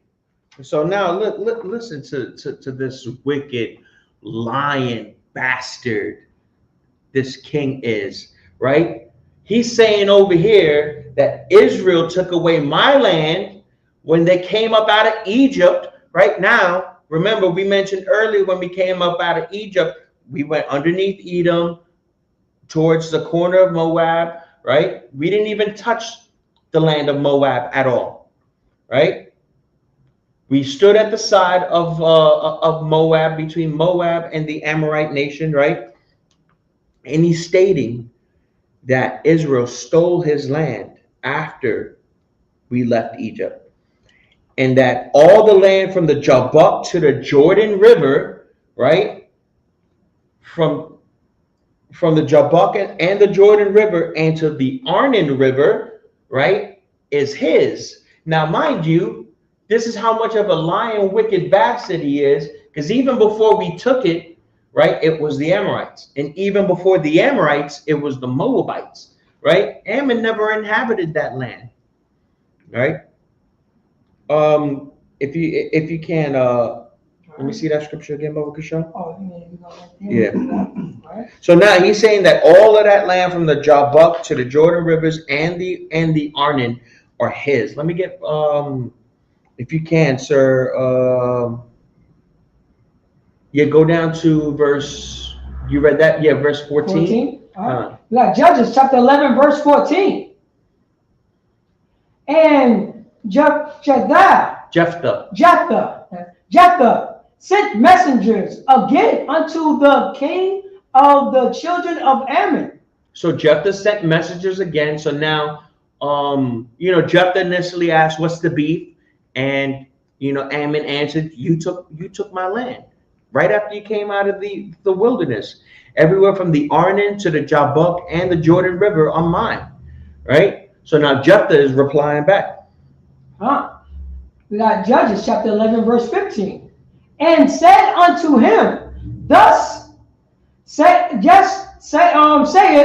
Jephthah, Israel took not away the land of Moab, nor the land of the children of Ammon. So they didn't take away the land of Moab. This means that they didn't take anything below the Arnon River. Right? Remember that I've expressed the Arnon River is pivotal in this discussion here when it comes to Ruth, right? Because it separates all of these different land masses that we have going on here, right?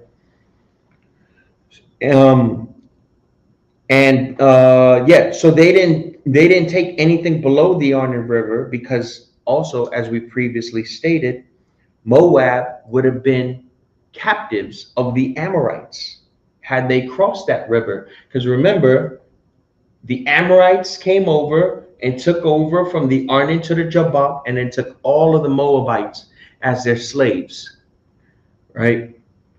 So there was no Moabites, freely roaming that land, at all, right? So now go ahead, sir. No, when you're dropping it so heavy in, oh man, this is good, man. You got to make a part 2 of Salaki. But this, you got to realize too, still during the time as he's talking to this Ammonite king, Ammon king, Reuben and Gad is possessing this land. Yes. You know what I'm saying? Currently, while they in discussion, this is what's going on. This is, what I mean? A lot of people don't realize that's what you cannot forget about. Reuben, the tribe of Reuben and the tribe of Gad have cattle and raising farms in this land at that current time. God. Slop. And also to boot, just to go ahead and show proof that we didn't even go ahead and scroll this map down a little bit. No, down. Yeah, down. No, the south, yeah. Right? We didn't even touch Edom either at all. We went completely underneath that, right? The Most High instructed Moses as he was leading his people not to go through Moab, right? Mm-hmm. At all. We didn't go through Moab, and we didn't go through Edom at all, right? We didn't touch that. We went over towards the side of it, right? And this is told us, we were instructed to do this by the Most High. If I could go ahead and get Deuteronomy 2:9. All right. Oh, you want to go back there? Yeah, right. We're gonna go back just a little bit towards the time of Moses again. All right. So that Deuteronomy 2:9, right? Okay. Deuteronomy chapter 2, verse 9.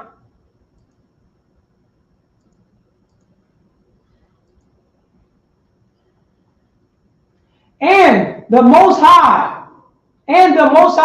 said unto me, distress not the Moabites. All right, so now Moses is talking here, and he's saying that the Most High told him, distress not the Moabites. Don't bother the Moabites at all. Don't do anything to them, right? Go ahead, sir. Neither content with them. Neither contend. Don't have an exchange of words. Don't talk to them, right? Don't stay away from them, right? Continue on. Come on. Content with them in battle. For I will not give thee of their land for a possession. So I won't give you that land of Moab as a possession. So where did the Ammonite king say that we took their land and said, yeah, y'all took my land, the land of the Moabites, right? That's rightfully mine. No, we didn't touch no Moabite land. The Most High told us during the time of Moses, mind you, this is 300 years in the future that Jephthah is saying this to the Ammonite king, right? No. 300 years ago, Moses instructed us not to touch the Moabite land at all, right? We went around Edom and we went around Moab and we went into Jahaz in the land of the Amorites, not the land of the Moabites, right? And set up camp there. The battle up for that land, remember, as I said back in Numbers 21 and 23, the Amorites, the battle of the Amorites took place in Jahaz. But the king of Ammon is saying, nah, that land belongs to me. It don't belong to him. So now let's go back to Judges. So let's go forward rather towards Judges again. What's going on? Oh, it's like, yeah, I gotta finish this scripture off because what you drop into it, we gotta finish that. Go ahead. You know what I'm saying? Because this is the nail in the coffin right here. Because I have given, you know what I'm saying? Oh no, let me read. For I will not give thy of their land for a possession, because I have given unto the children of Lot for a possession. Who was the children of Lot? One of the children of Lot was Moab, right? And he possessed that land called Ar. That's right. If we could go back towards Judges 11 and 26. We got Judges, chapter 11, verse 26.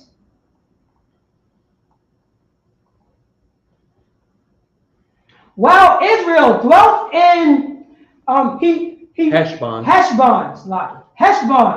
in her town, and in Aria, in her towns, and in all the cities that be along by the coast of Arnon. 300 years. All right. So now, if Jephthah is telling them, it was like Jephthah's like, we've been here for 300 years. Continue on. Why therefore did ye not recover them within that time? So why did you come and claim that you had 300 years? You had 300 years. Why didn't you go ahead and claim that land later on, like at any of that time at all, right? Now, mind you, the book of Judges takes place 300 years after Moses conquered that land, right? This land has long been established as Israelite territory. And eventually, like the rest of the tribes, did cross the Jordan River, and they went into the land of Canaan and established the rest of the land. If I could go ahead and get a map, that map right there. Blow it up. Okay. No, not that one.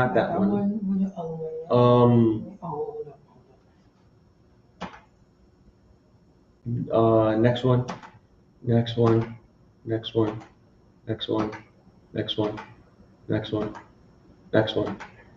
Oh, that was it. Then it's probably one of the first ones. Then continue back. One more. That's it. Yeah, that's it. Yeah, that's it. Oh, that's it? Yeah, that was it right there. All right. But you can go ahead and look it up. Yeah. No, I'm gonna make it small so maybe you can recognize it when it's smaller. No, yeah, it's a map that it's a fully established map of the land of Israel, and where each tribe gets their own inheritance. This one isn't it. This is before, that was before the occupation.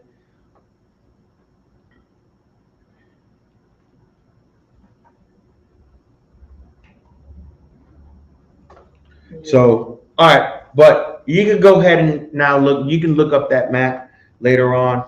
I just put up ancient map of Israel, and then you go ahead and see where each tribe, their inheritance, and then what they get, right? So now we're gonna, since we've established everything up in Judges now, 300 years after the establishment of the land, right? Now we've gotten that land, right? So now let's whenever you get a chance, sir, if you can go up towards back to Ruth 1:1. All right, Ruth, chapter 1, verse 1. Read that from the top. Now it came to pass in the day when the judges ruled that there was a famine in the land, and a certain man of Bethlehem, Judah, went to sojourn in the country of Moab. All right. So now most people think that the Moab that's mentioned here is that land that was below the Arnon River, right? But the scripture uses the word country of Moab, right? Not the land of Moab, for a particular reason. The country of Moab actually is the plains of Moab in the land that was given to Reuben, right? Now we've established now where Reuben, Gad, and Manasseh, they take over the land that was the Amorites and the kingdom of Bashan, which is from the Arnon River up to Mount Hermon, Mount Hermon, right? So it's actually the plains of Moab, right? So now, even though the land was given to Reuben, the Bible still calls it the plains of Moab, right? So now, just as I mentioned earlier, like look in New York, it was named during English occupation, right? And it was named after the Duke of York. This land is no longer in English occupation anymore, but it still carries the name from the Duke of York, right? And it's the same thing as the plains of Moab, right? It carries the name of the plains of Moab, but it's no longer under Moabite territory. Go ahead, sir. Oh no, I got the map of the inheritance for the 12 tribes. Yeah, Khan. Yeah, you could go ahead and show that, sir. All right. Right there, right? So now they go ahead. Yeah, blow that up a little bit bigger. Come. It's not there. There we go. There we go. Right. So there we go. So now you see the inheritance of where Reuben is at, right? Of where Gad is at, and where half of Manasseh is at. And Manasseh is separated into east and west Manasseh, if I'm not mistaken. And then you see down below, right, below the Arnon River is considered Moab, right? And below that is Edom, right? Got the Ammon right here. So yeah, and then the Ammonites, those are the people that wanted to go ahead and seek a beef with us, right? So now it's not. So now we know it's not uncommon for places to keep names from its previous occupations, right? Just like I said, look at Philadelphia. Philadelphia, is a city in Egypt. If you're born in Philadelphia, you're not an Egyptian. If you're born in New York, named after the Duke of York, you're not an Englishman, right? What's going on, sir? When you was talking about the Gadites and the Reubenites, it says it right here because they didn't want to go through the Jordan River. So they got the Jordan River right here, and you got the Gadites and the Reubens right here. Con. Right here. This is their plains right here. And they want to go over here. Damn right. Yeah, damn right. Slot.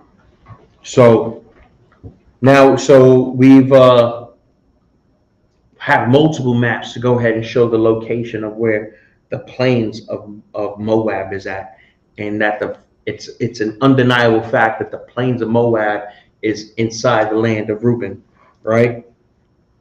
So now, Baba Kashar, if you can, if we can bring it up to Numbers 30, no, not. Numbers 33 and 50, if you guys want to go ahead and look it up, if anybody wants to look it up, Numbers 33 and 50 and Numbers 36 and 13 are perfect examples of, even with Moses, after all this land has been established and owned by us, he calls it the land of Moab. He calls it the plains of Moab, right? So now, where is this so-called country of Moab, right? Let's go up towards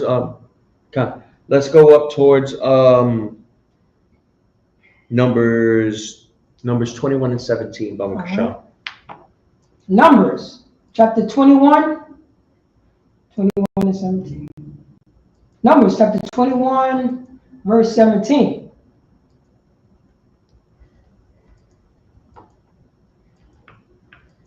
And we're gonna read down to verse 20. All right, verse 20. Gone.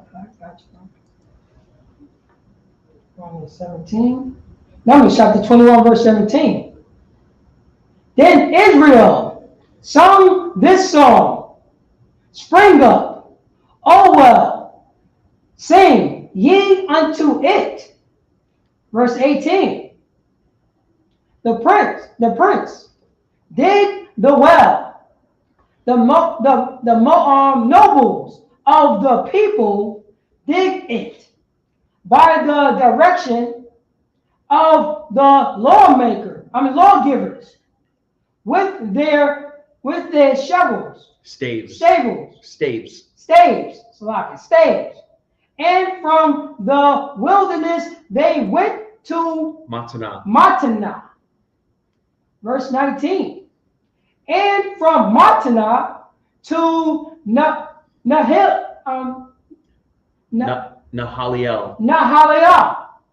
And from Nahaliel to Bamoth. Verse 20. And from Bamoth in the valley that is in the country of Moab. Now, from Bamoth in the valley that is in the country of Moab, right? Now, Bamoth. So the scriptures are saying over here that Bamoth is located in the country of Moab, where Ruth is from, right? Now, I got a map over here, Baba Kashar, exactly where Bamoth is at this time, right? Now, mind you, Numbers 21, we've already established this land. This land is ours, right? We're gonna go ahead. We're gonna use that map right there. All right.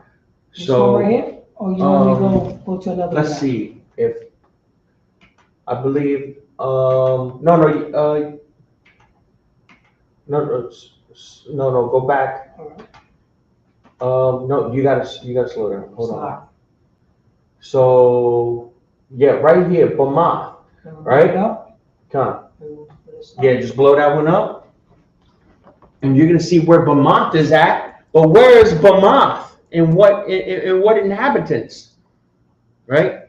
I shared the tabs. Huh? Yeah. For what?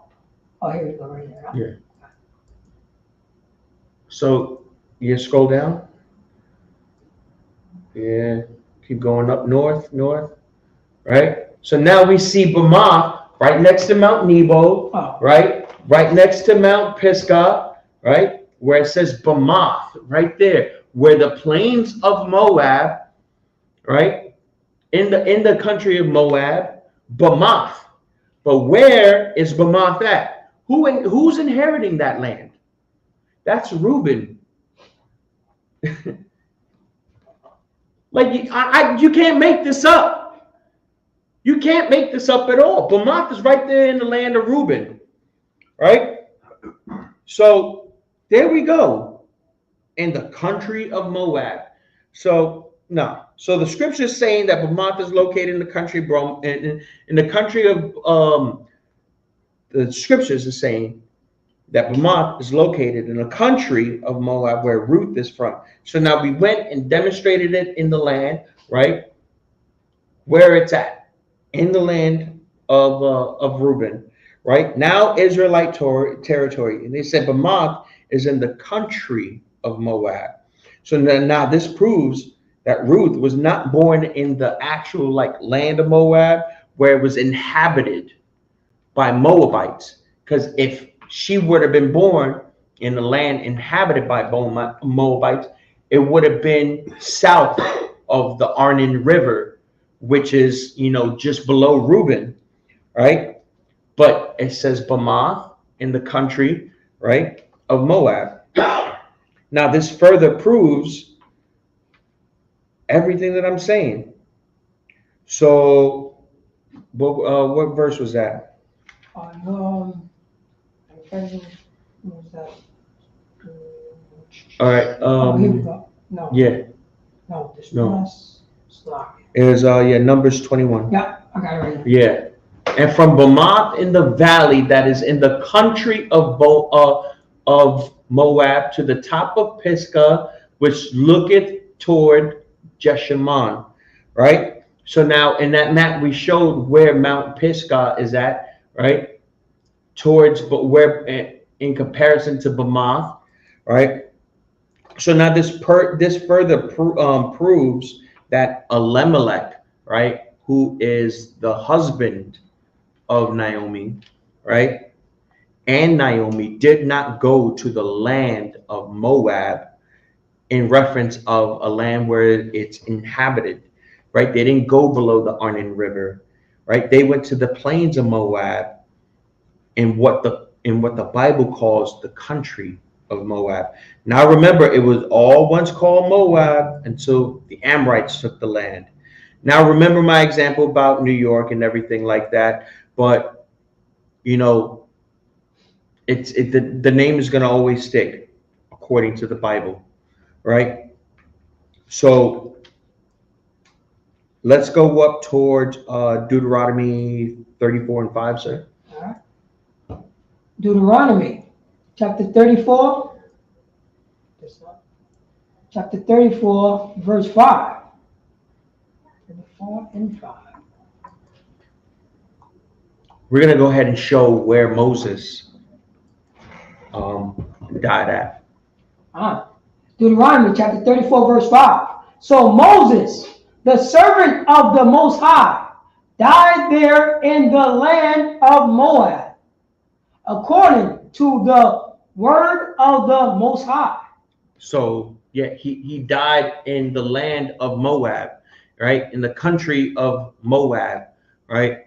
But now we've read before, right, that the Most High said that we won't go ahead and do anything. We won't, stress out. We won't do anything towards Moab, the land of Moab, which is below the Arnon River, right? That land, which is called Ar, is given as a possession to the children of Lot, right? This land up here, right?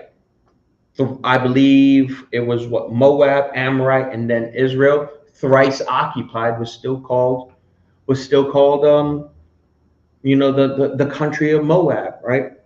So, but people, they take that word and they think that it's, he died in a land that's occupied by Moabites. If you can, sir, in that same book, Deuteronomy 34, if you could go ahead and scroll down to verse 8, Baba Kashaw. Deuteronomy chapter 34, verse 8. And the children of Israel wept for Moses in the plains of Moab. They wept for him in the plains of Moab. So now we've already established multiple times already, and I'm gonna keep stressing it, right? In the plains of Moab, where it was at as an inheritance, was given to Reuben, right? That's where the plains of Moab was at, in the land where Reuben has occupied, right? It's no longer a Moabite inhabited land, right? The plains of Moab, that's the country part of Moab, right? Or, just the country part of the land. So now you see over here in headquarters, right, is city stuff. But, when you go down south and everything, and you see a bunch of trees and fields and stuff, what do we call that? We call it the country. That's right. The sticks. Some people call it the sticks, from the sticks. I'm from the countryside, right? What is it, Nelly? What was his old group called? I think it was like Nelly and the Country Boys or something like that. There was like a hip hop group back in the early 2000s that were called like, the Country Boys and stuff like that, right? But we're gonna go ahead and find out what that word country means, because a lot of people get too hung up on that word country. If you can, in the email, we're gonna go ahead and check out what that word country is. I sent you an email for the Hebrew words, right? We're gonna go ahead and the country word, the word for country, not that one. Keep going down. Keep going down. That one. All right. Yeah, just click it. Yeah. Share this. All right. We sharing it now. Are you able to click it so that we can get a bit of a better picture? Right there. Oh, it's live. All right. So now that word, that same exact word right there, is found in Ruth 1:22, where it's talking about the country of Moab, right? Shaddai. So now we see what it means. It means the field, land, cultivated field, a home of wild beasts, plain, and land. That's the countryside, the forest. That's what we know as the countryside over here, right? The Bible is utilizing the word country because it's talking about a specific part of the land, also known as the plains of Moab. This land was given unto Reuben. So now when you come across words in the Bible like land of Moab, you can separate the difference of when it's talking about above or below the Arnon River, right? And also keep in mind, as we mentioned before, all the Amorites and all of the Moabite captives were killed. Unalived. They were destroyed down to the very last man, woman, and child. There were no Moabites in the plains of Moab. And I'm gonna go ahead and close it out real quick. Ruth was born in the plains of Moab. We definitely got to do a part 2. You were absolutely right, sir. I thought I could blast through this in a single day, and I couldn't. All right.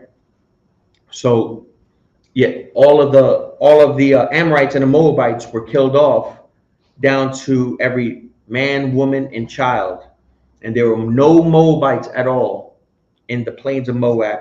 Ruth was born in the plains of Moab during the time of the judges, and for 300 years it's been Israelite territory all the way up into the time of her birth. Tune in next week, right? Next Monday, we're going to go ahead and do part 2 of this. We're going to go ahead and break down more of the Hebrew that people get confused with, right? We're going to break down more of the Hebrew. We're going to go ahead and break down more of Ruth. We're going to hone in a whole lot more into the time of Ruth and into the things of Ruth. And we're going to discuss all of the questions that the scoffers and the Christian churches, that say that Ruth was, in an alternative lifestyle and everything like that, and the other, Israelite groups that say she's a Moabite.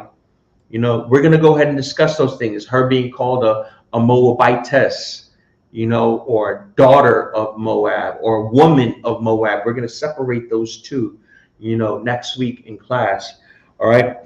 And with that, I'm going to go ahead and pass the class off to Officer Parakazan. Clap it up for the class. ISUPK security announcements.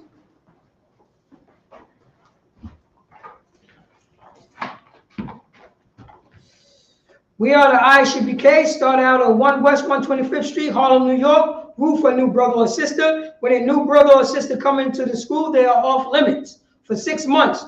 They are to be saluted only. They are here to shed themselves off of the world. If they need transportation, the teacher will arrange it. After 6 months, if a brother or sister have an interest in a particular person, he or she must get permission from the head to speak to a brother or sister. There's another 6-month period in which the brother and sister will court each other. After this 6-month period, the brother and sister will get permission from the head to marry. Tithes, which is a commandment. Numbers chapter 18, verse 21. Malachi chapter 3, verse 8 through 10, mean 10th in the Hebrew, ma'ashura. 10% of every penny of any increase the Most High give you, give to Treasury Department or teacher. Priest fund, free will offering, not mandatory, whatsoever amount you would like. Upcoming Holy Convocation is the Feast of Tabernacles. That's Wednesday, this Wednesday. October 16th. October 16th at sundown. Go to ISUPK.com, scroll down, look for Holy Convocation, and look and call that number if you want to come to the Holy Convocation. If anyone wants to remind the Akim and the Aquafium to check the bulletin board in the hallway. If anyone wants to be a trooper in the school, to start wearing all black. Boots, shirt, pants, headband, and scarf. And with that, Many Israel, I'm going to give one a courtesy salute. Many Israel Amadu, which means stand. Many Israel Amadu Shabbat. Amadu, Barak. Yahabah Hashem Yashar Rakadam. Yazbatah, class dismissed. The Feast of Tabernacles Wednesday here.